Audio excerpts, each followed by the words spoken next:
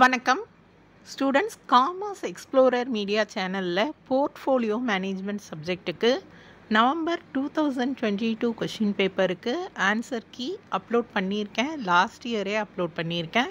அந்த வீடியோக்கான லிங்க்கை உங்களுக்காக நான் டிஸ்கிரிப்ஷன் பாக்ஸில் கொடுத்துருக்கேன். அதே போல் நவம்பர் 2021 கொஷின் பேப்பரோட ஆன்சர்ஸும் நான் வீடியோவாக லாஸ்ட் இயர் அப்லோட் பண்ணியிருக்கேன்.